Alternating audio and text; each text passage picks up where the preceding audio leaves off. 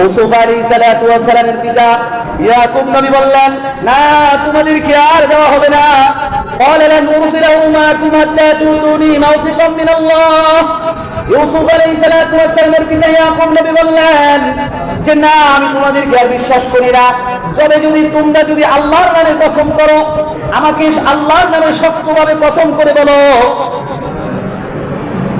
যে মাওসিকাম মিনাল্লাহ, আল্লাহর নামে কসম করে বলো যে তাকে আমার কাছে আবার ফিরে নিয়ে আসবে, তোমরা আল্লাহর নামে কসম করো, তাহলে আমি দিতে পারি। বলে বুঝতে পারছেন যে আল্লাহর নামে যদি কসম করো তাহলে আমি তোমাদের সাথে দিতে পারি। যে তোমরা তাকে আবার আমার কাছে নিয়ে আসবে এমন কসম করো আল্লাহর নামে, তখন আমরা দিব।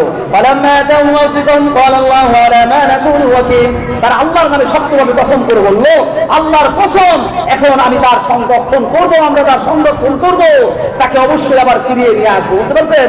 এরকম যখন শক্ত অঙ্গীকার করলেন, তখন তার ছেলেদের সাথে আবার দিয়ে দিলেন। তবে যেহেতু পিতার মন তো সন্তানদের প্রতি সব সময় আকর্ষিতই থাকবে, সন্তানদের প্রতি মায়া থাকবে। ইউসুফ আলাইহিস সালাতু ওয়াস সালামের পিতা ইয়াকুব নবী তার সন্তানদেরকে একটা নসিহত করে দিলেন, একটা কি করে দিলেন, একটা কৌশল বলে দিলেন। কি কৌশল আপনারা জানেন যে ইয়াকুব নবীর কয় সন্তান? এরকম 12 সন্তানের মধ্যে একটা তো ছোটবেলা হয়ে হারাই গেছে।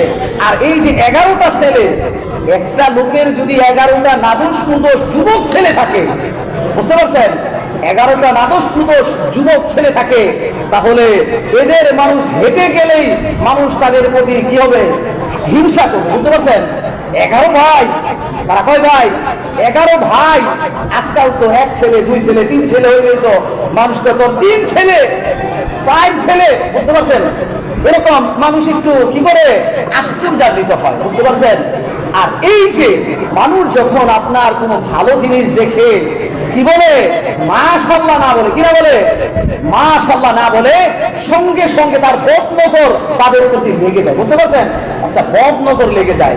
এই জন্যই ইয়াকুব নবী বললেন, ওয়াকালা ইয়া বুনাইয়া লা তাদখুলু মিন বাবি ওয়াহিদিন ওয়াদখুলু মিন আবওয়াবিন মুতাফাররিকা। হে আমার সন্তানেরা, তোমাদের আমি একটা কথা বলে দিচ্ছি, কারণ ইয়াকুব নবী ছিলেন নবী। বুঝতে পারছেন? তাকে আল্লাহ তাআলা জ্ঞান দিয়েছে কিভাবে বদনজর থেকে বাঁচতে হয়, কিভাবে মানুষের কুদৃষ্টি থেকে বাঁচতে হয়। ইয়াকুব নবীকে আল্লাহ শিক্ষা দিয়েছে। ইয়াকুব নবী বললেন, তবে তোমরা একটা কৌশল অবলম্বন করো, সেটা হলো তোমরা 11 ভাই একসাথে এক দরজা দিয়ে যাবে। বুঝতে পারছেন? মানুষ যখন তোমাদের এরকম সচ্ছলতা দেখবে, তোমাদের এই 11টা ভাইকে দেখবে, মানুষ তোমাদের প্রতি বদনজর দিলে, মানুষ তোমাদের প্রতি কুদৃষ্টি দিলে। বুঝতে পারছেন? কুদৃষ্টি এমন মারাত্মক, মানুষের খারাপ নজর, বদনজর এমন মারাত্মক। রাসূলুল্লাহ সাল্লাল্লাহু আলাইহি ওয়াসাল্লাম বলেন, আল আইনু হাক্কুন, মানুষের বদনজর হলো সত্য। রাসূলুল্লাহ সাল্লাল্লাহু আলাইহি ওয়াসাল্লাম বলেন, লাউ কানা শাইউন সাবাকাল কদরা লা সাবাকাতুল আইন।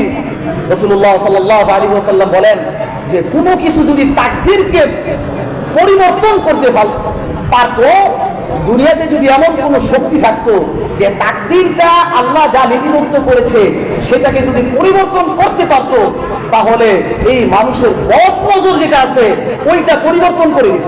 বুঝতে পারছেন? রাসূলুল্লাহ সাল্লাল্লাহু আলাইহি ওয়াসাল্লাম এই জন্য বলেছেন যে ওয়াইল্লাহি ওয়া কিতাবিহি ওয়া কদারিহি বিল আনফুসি, ইয়ানি বিল আইন। এই পৃথিবীর মধ্য থেকে যত মানুষ আপনার আল্লাহ তাআলা যেই নিয়ম ফয়সালা করে রেখেছে যে আপনি এত বছর পর্যন্ত বাঁচবেন, কিন্তু এই বদনজরের কারণে রাসূলুল্লাহ সাল্লাল্লাহু আলাইহি ওয়াসাল্লাম বলে এই ব্যক্তি আর আগেই মারা যায়। বুঝতে পারছেন? বদনজরের কারণে দুনিয়াতে অনেক মানুষ মারা যায়, শুধু বদনজর কারোর উপর পড়ার কারণে। বদনজর দিয়ে আরেকজনকে নষ্ট করে ফেলে, আপনার কোনো ভালো জিনিস নষ্ট করে ফেলছে বদনজর দিয়ে। কোরআন শরীফের সূরাতুল কলামের মধ্যে আল্লাহ তাআলা বলেন, ওয়া ইয়াকাদুল্লাযীনা কাফারু, কাফিররা আপনাকে এমন ভাবে আপনার প্রতি বদনজর দেয়, কি করে, লা ইউসবিকুনাকা বিআবসারিহিম লাম্মা সামিউ যিকর। আপনি যখন কোরআন তেলাওয়াত করেন, তারা বদনজর দিয়ে আপনাকে উপর থেকে আছাড় দিয়ে ফেলে দিতে চায়। এত প্রভাব বদনজরের কারণে।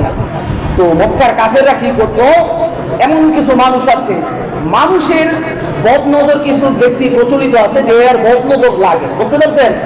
এমন কিছু ব্যক্তি আছে, তো তাদের বদ নজর এরকম একজন ব্যক্তিকে রাসূলুল্লাহ সাল্লাল্লাহু আলাইহি ওয়াসাল্লামের মজলিসের মধ্যে এনে বসায় রাখলেন কাফেররা, যে তুমি বদ নজর দিয়া রাসূলকে ক্ষতি করে ফেলবে। তো সেই ব্যক্তি যখন বসেছিল, তো রাসূলকে বারবার বদ নজর দিতেছে, কি দিতেছে? বারবার বদ নজর দিচ্ছে যাতে রাসূলের কোনো ক্ষতি হয়ে যায়।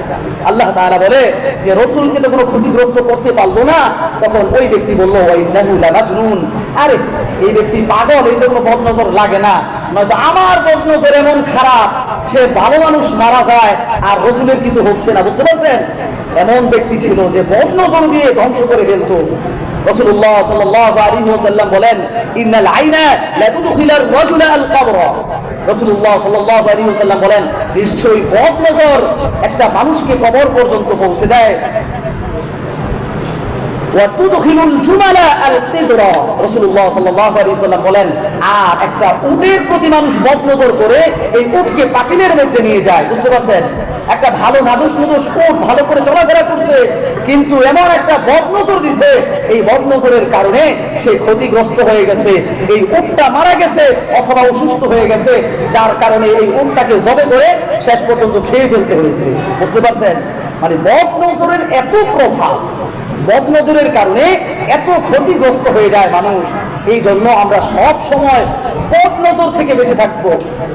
আমরা অনেক সময় আমরা আমাদের সন্তান ছোট বাচ্চা হলে একটা ছবি তুলে ফেসবুকে ছেড়ে দেই, অথবা বাচ্চাদেরকে সাজিয়ে গুজিয়ে এরকম মানুষের সামনে দিয়ে নিয়ে যাই, এগুলো মানুষের বদ নজর লাগে। এই জন্য আমরা যদি কোনো ভালো কিছু দেখি, এমনকি আপনার নিজের সন্তানকেও যদি আপনি ভালো কাপড় চোপড় পরতে দেখেন বা আজকে তাকে ভালো লাগছে, তাহলে মাশাআল্লাহ বলবেন, বুঝতে পারছেন কিনা? পিতা মাতারও বদ নজর লাগে, নিজের আত্মীয় স্বজনেরও বদ নজর লাগে। আপনি কোনো কিছু ভালো কিছু দেখলে অবশ্যই মাশাআল্লাহ বলতে হবে, কোনো ভালো কিছু দেখলে আপনার মাশাআল্লাহ বলতে হবে। কেউ যদি মাশাআল্লাহ না বলে বা আল্লাহর জিকির না করে, তাহলে তার এই বদ নজরটা তার উপর প্রভাব পড়ে ফেলে, বুঝতে পারছেন? এই জন্য বদ নজর এত খারাপ। এই জন্য বদ নজর থেকে আমাদের বাঁচতে হবে, আমাদের সন্তানদেরকেও সেফ রাখতে হবে। এমনকি আপনার ব্যবসা বাণিজ্য এই মানুষের সামনে তো ফুদানি করার দরকার নেই, আপনি যেভাবে আছেন সেভাবেই থাকেন। আপনার কোনো ব্যবসা বাণিজ্য, কোনো প্রতিষ্ঠান বা কোনো কিছুতে যদি কারো বদ নজর লেগে যায়, তাহলে দেখবেন ধ্বংস হতে শুরু করে। এই বদ নজর এত খারাপ, বদ নজর মানুষকে ধ্বংস করে ফেলে। এই জন্য যদি দেখেন কার শরীর বারবার এরকম গরম থাকে, কিন্তু থার্মোমিটার দিয়ে চেক করলে দেখা যায় তার শরীর গরম না, কিন্তু ভিতরে গরম, অথবা তার শরীর সবসময় এরকম দুর্বল মনে হয়, তার শরীরটা খারাপ মনে হয়, দুর্বল হয়ে যাচ্ছে, ব্যবসা বাণিজ্য লস হয়ে যাচ্ছে, তাহলে আপনি মনে করবেন যে বদ নজরের প্রভাব পড়েছে। রাসূলুল্লাহ সাল্লাল্লাহু আলাইহি ওয়াসাল্লাম এই বদ নজর থেকে বাঁচার জন্য মানুষকে অনেক কৌশল শিক্ষা দিয়েছেন। বদ নজর থেকে বাঁচার জন্য এক নাম্বার কৌশল হচ্ছে, আপনার সন্তান বা কোনো আত্মীয় স্বজন এরকম যদি তাকে বদ নজর থেকে বাঁচাতে চান এবং আপনি নিজেও বদ নজর থেকে বাঁচতে চান, তাহলে আপনি সর্বপ্রথম প্রতিদিন সকালবেলা বিসমিল্লাহি লা ইয়াদুরু মা ইসমি শাইউন ফিল আরদি ওয়ালা ফিস সামাই ওয়া হুয়াস সামিউল আলিম, এই দোয়াটা আপনি সবাই পারেন, ছোটবেলা পড়েছেন, এই দোয়াটা বেশি করে করবেন। সকাল বিকাল 4 কুল করে আপনার শরীরটাকে বন রাখার চেষ্টা করবেন। এবং যদি কেউ বেশি ক্ষতিগ্রস্ত হয়ে পড়েন, তাহলে বদ নজরের জন্য একটা গোসল আছে। বদ নজরের গোসল কি? সেই বদ নজরের গোসল হলো আপনার কিছু বড়ই পাতা নেবেন, কিছু বড়ই পাতা নিয়ে সেই বড়ই পাতাগুলো আপনার বেটে পানিতে দিয়ে এবং 4 কুল পড়বেন, আয়াতুল কুরসি পড়বেন, সূরা ফাতিহা পড়ে ওই পানির মধ্যে ফু দিয়ে আপনি নিয়মিত গোসল করবেন, বুঝতে পারছেন? কয়েকদিন গোসল করলে দেখবেন ইনশাআল্লাহ এই বদ নজর কেটে যাবে। বাচ্চাদের যদি এমন হয় যে কান্নাকাটি করে এরকম তার শরীর স্বাস্থ্য উন্নত হচ্ছে না, তাহলে এরকম চেষ্টাটা করতে পারেন। এটাকে বলে আপনার বদ নজরের রুকাইয়া গোসল, বুঝতে পারছেন? এটা করলে ইনশাআল্লাহ সুস্থ হয়ে যাবেন। আর যদি মনে হয় যে না অমুক ব্যক্তি আপনাকে বদ নজর দিয়েছে, হাদিসে আসছে যদি মনে হয় যে অমুক ব্যক্তি বদ নজর দিয়েছে, তাহলে তাকে, এটা তো এখন আমাদের সমাজে হবে না, এটার নিয়ম হলো তাকে ওযু করাবে, বুঝতে পারছেন? তাকে ওযু করাবে, তার ওযুর পানি দিয়ে সে গোসল করবে, তাহলে তার শরীর থেকে বদ নজরটা কেটে যায়, বুঝতে পারছেন কিনা? আল্লাহ তাআলা আমাদেরকে বুঝার তৌফিক দান করুন এবং আমাদের সন্তান সন্ততিদেরকেও, এবং আমাদের কোনো ভালো জিনিস অন্যের কাছে শেয়ার করবেন তো, বুঝতে পারছেন? আপনার কোনো উন্নতি জিনিস অন্যের কাছে শেয়ার করতে যাবেন না, আপনার সন্তানদের ছবি ফেসবুকে শেয়ার করতে যাবেন না, বুঝতে পারছেন? অন্য